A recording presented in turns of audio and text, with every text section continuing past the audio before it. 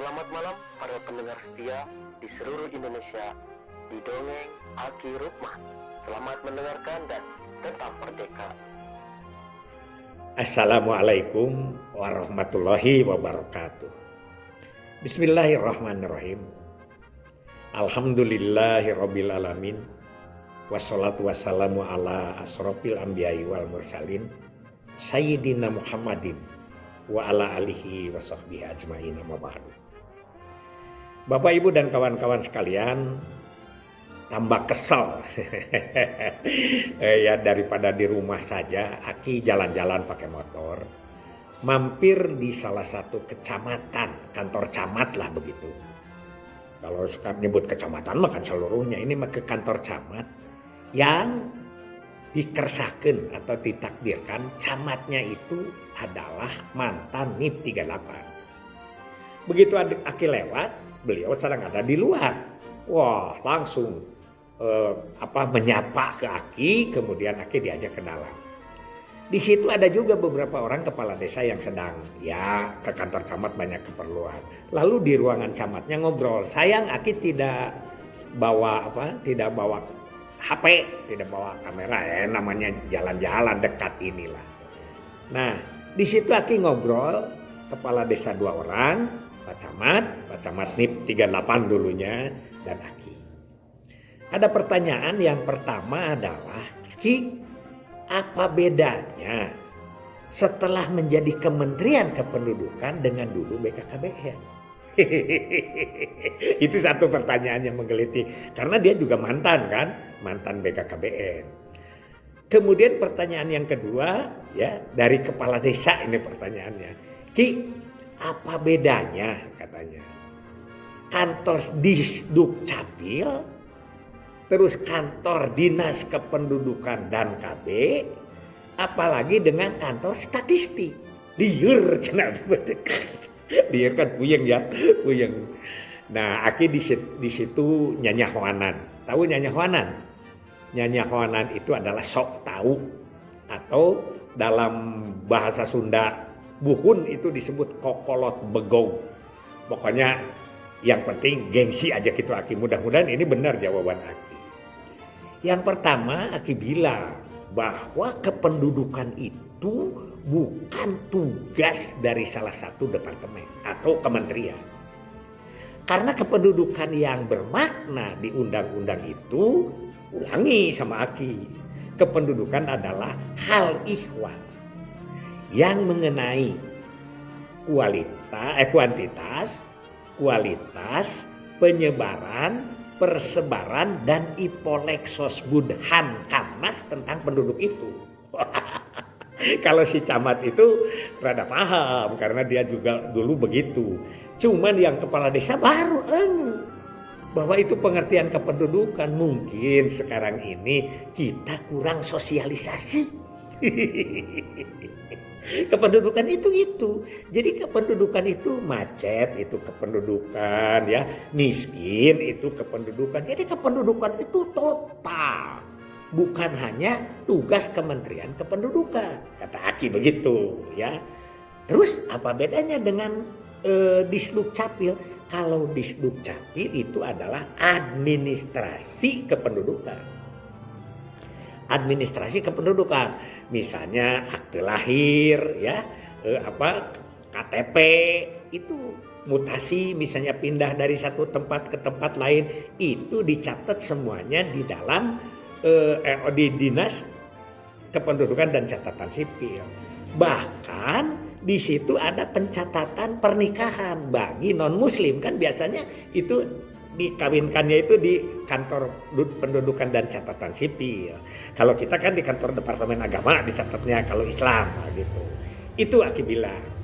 Nah, kalau statistik itu adalah menghitung pertumbuhan perkembangan tentang kependudukan. Jadi jumlah laju pertumbuhan penduduk, mereka yang hitung dan lain sebagainya. Harusnya dia yang menjelaskan tentang bagaimana cara-cara menghitung kependudukan. Tapi kan mereka tidak punya aparat sampai ke tingkat kecamatan dan desa. Dan juga kalaupun itu dia hanya mencatat aja. Nah, kalau kita dinas atau Kementerian Kependudukan kita lebih cenderung kepada pengendalian jumlah penduduk. Di situ bedanya, ya. Jadi kita mau usahanya, kita mah kiprah kegiatannya. Nah, tapi walaupun demikian kita harus tahu arah-arah itu. Makanya kalau di pusat kan itu sudah jelas.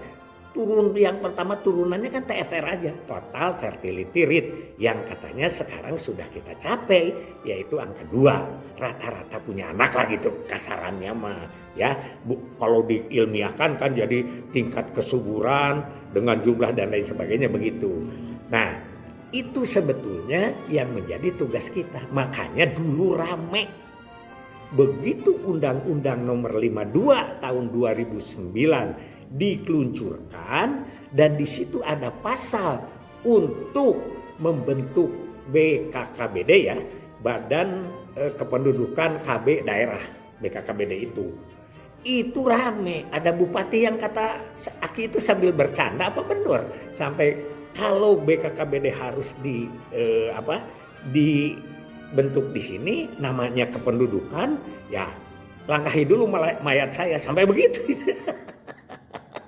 Tidak usah disebut, sekarang udah meninggal tuh bupatinya, ya. Kata Aki, kenapa sampai keras begitu? Karena dia itu supaya masyarakat tidak pabaliut gitulah.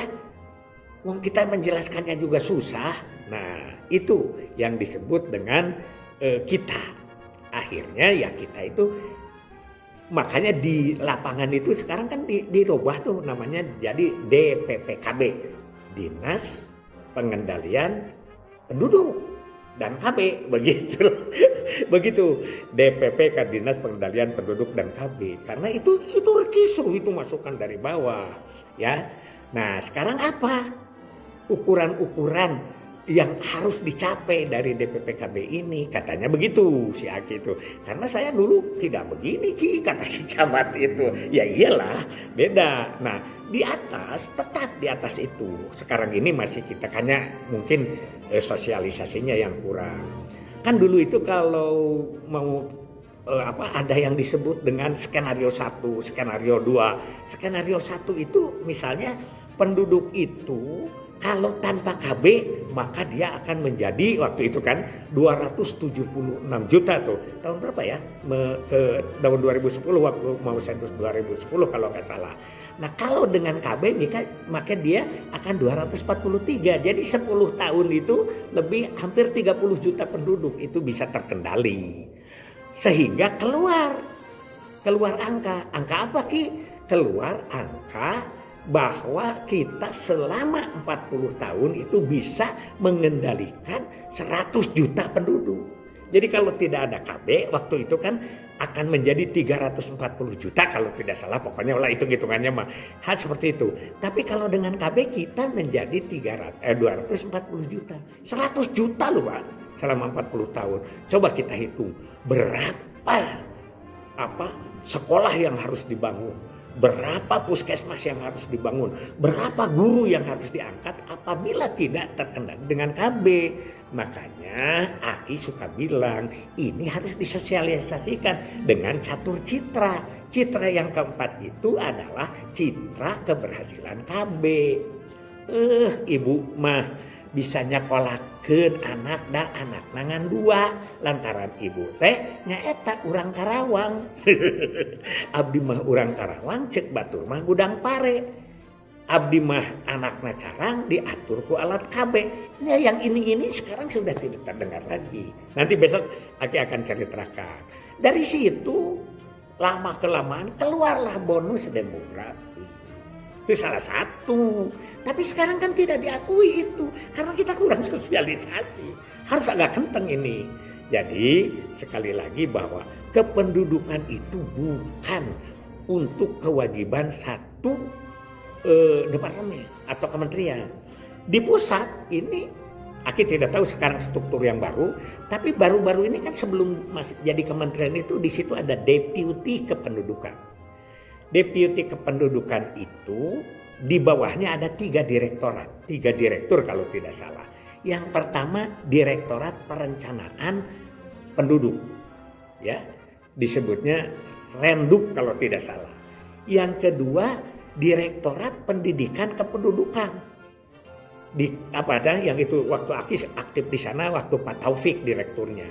Yang ketiga adalah Direktorat Analisa Kependudukan. Di situ kan kalau penduduk sekian maka jumlah sekolah yang harus dibangun sekian dan lain sebagainya. Itu dulu Pak Yono direkturnya. Aki suka masuk ke situ. Ya ada tuh anak Aki yang dari Indramayu siapa ya Bu apa tuh yang suka nugaskan Aki kemana-mana, sekarang katanya udah jadi direktur. Ya itu. Jadi besok kita ceritakan kalau memang di kecamatan dan desa ini melempem. Nah, jangan lupa sampai kabupaten itu masih punya grand design kependudukan. Tiap kabupaten kan harus membuat, provinsi membuat, pusat. Cuman sekarang itu sosialisasinya yang kira-kira kita agak menurun.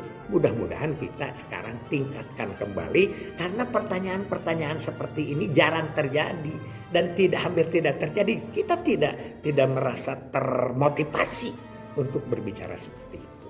Oke? Oke ya. Insya Allah besok kita sambut lagi ini bagaimana situasi di desa dan kecamatan karena lama Aki ngobrol di situ, disuguhin makan segala, dicarikan nasi padang dibungkus. Hasbunallahu wa ni'mal wakil, ni'mal maula wa ni'man nasir. Wassalamualaikum warahmatullahi wabarakatuh.